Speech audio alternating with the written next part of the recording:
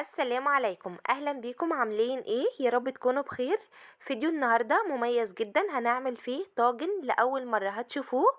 بحب دايما اقدم لكم وصفات تكون جديده وتعجبكم، زي وصفه النهارده. متاكده ان هي تعجبكم قوي، لان كل مكون حاطينه في الطاجن ده مدي اضافه حلوه قوي لطعمه. نبدا ونسمي الله ونشوف احنا حضرناه ازاي.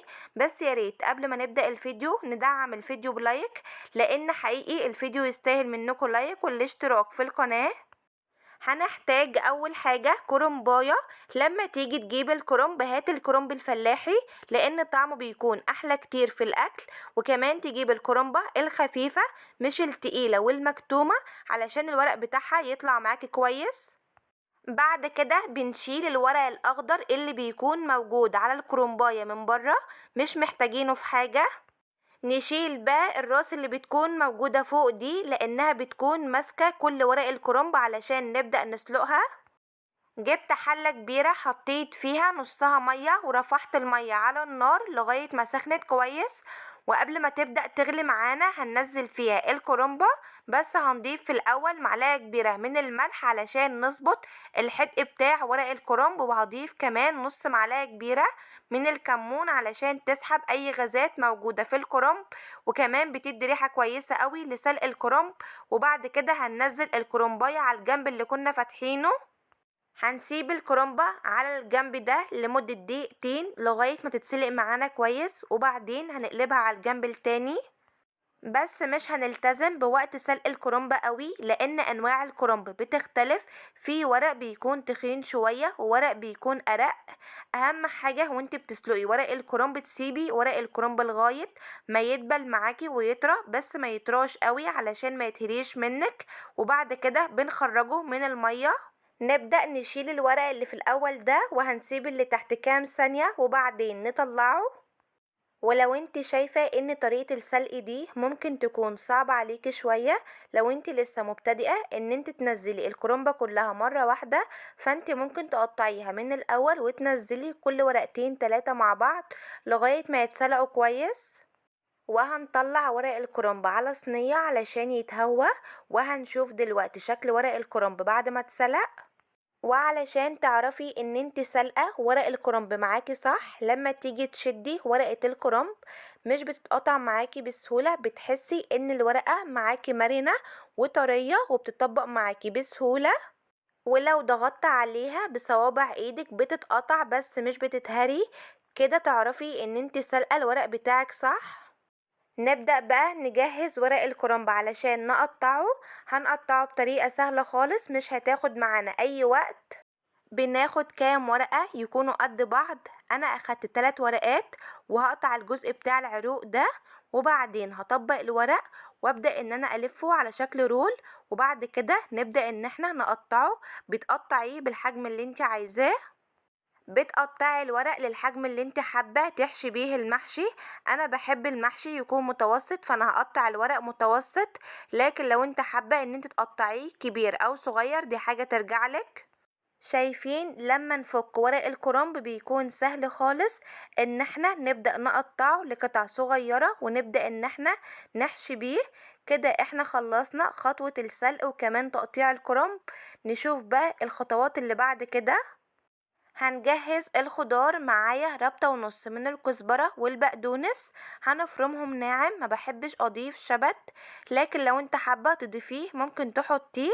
بعد كده هنغسلهم كويس ونصفيهم ونركنهم على جنب عقبال ما نكمل بقية الخطوات. هنجهز التسبيكة. حلة على النار فيها ربع كوباية من الزيت، هنزل عليهم بصلتين كبار يكونوا متقطعين ناعم. ما بحبش اضيف للمحشي سمنة، بحس ان هي بتغير في طعمه.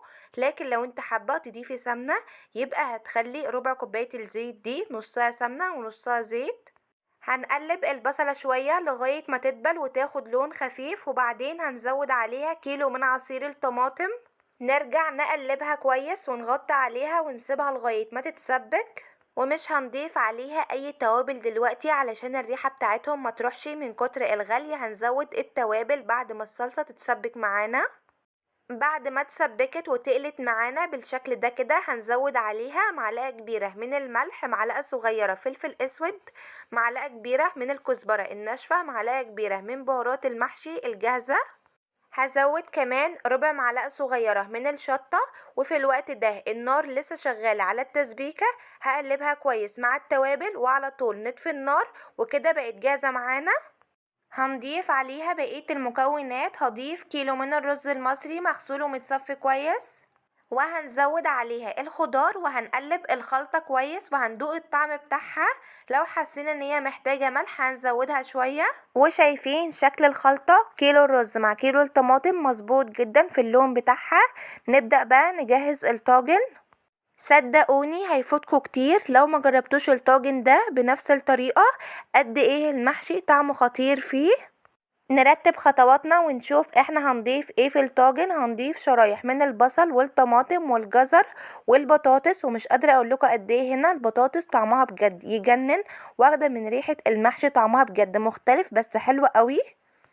ومش بس كده، لسه كمان هنضيف حمام، وينفع تستبدليه بفراخ او بلحمة، بس هنسلقها الاول نص سلقة. معايا حمامتين هخليهم من العظم واشيل منهم الجلد، وبعدين هرصهم على الخضار. ونبدأ ونلف المحشي ونرصه فوق الحمام. هنضيف في الأول رشة ملح وفلفل أسود على الحمام، وبعدين نبدأ نلف المحشي ونرصه عليه. طبعا الورق جاهز ان احنا نقطعه قطع صغيرة ونلفه على طول. هنا كنت بوريكي ان لو في ورقة العروق بتاعتها بارزة شوية، هنلفها لجوه، هنخلي العروق لجوه ونحط عليها خلطة الرز، وبعدين هنلفها مش هتبان وهتستوي معاكي كويس.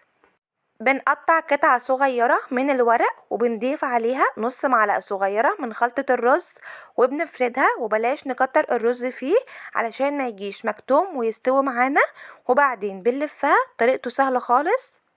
وانتي بترصي المحشي حاولي ان انتي ترصيه عكس بعضه علشان نسيب فيه مسافات، علشان لما ننزل الشوربة تنزل في الطاجن كله ويستوي معانا كويس. وطبعا ينفع تعمليه في اي صينية او بايركس عندك. هنكمل بقية الطاجن وبعدين هنشوف الخطوة اللي بعد كده.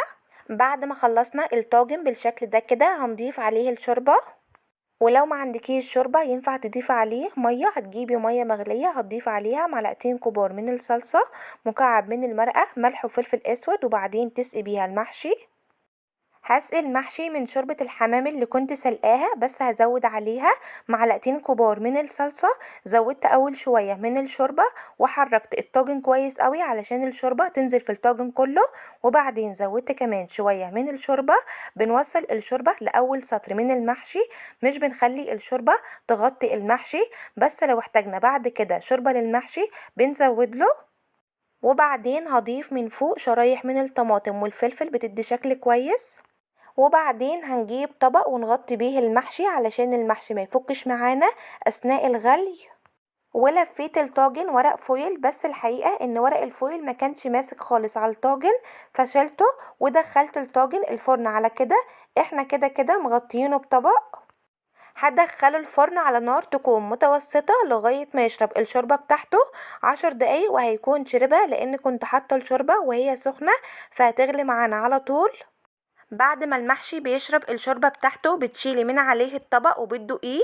لو المحشي استوى معاكي كويس تمام، بتوطي عليه النار وبتسيبيه لمدة 10 دقايق علشان يتشمع. لكن لو الورق او الرز لسه جامد معاكي شوية هتزوديه شوية من الشوربة وتسيبيه على نار تكون هادية يكمل تسويته. واخر حاجة بنشغل عليه الشواية ياخد لون من فوق، وبعدين بنخرجه من الفرن. وشايفين بقى شكله بجد حلو قوي ويشرفك في اي عزومة، وريحته اثناء التسوية بجد كانت طالعة تحفة.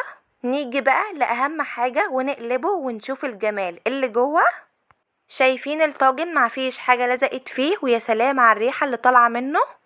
شايفين بقى كل حاجة مستوية كويس جدا بس محتفظة بشكلها، زي البطاطس والجزر. بجد اجمل والذ بطاطس ممكن تاكلوها، والجزر طعمه يجنن. ولا الحمام مستوي كويس جدا واخد من ريحة الخضار وطعم المحشي، بجد طعمه يجنن. ويا سلام بقى على المحشي، طعمه ريحته تسويته المظبوطة بجد حلوة قوي. لازم تجربوه بالطريقة دي. بجد الطاجن ده كل مكون حاطينه فيه مديله اضافة حلوة اوي لطعمه. لازم تجربوه بالطريقة دي هتعتمدوه. وكل حاجة واخدة تسوية مظبوطة كويس جدا، وكمان طعمها وريحتها تحفة. والمحشي الورق بتاعه مستوي حلو قوي، والرز مفلفل ومستوي كويس من جوه. وبكده نكون خلصنا فيديو النهاردة. اتمنى ان الفيديو يكون نال اعجابكم واستفدتوا منه. وياريت لو الفيديو عجبكم ما ننساش اللايك والاشتراك في القناة وتفعيل زر الجرس على كلمة الكل علشان يوصل لكم اشعارات بكل وصفاتي الجديدة.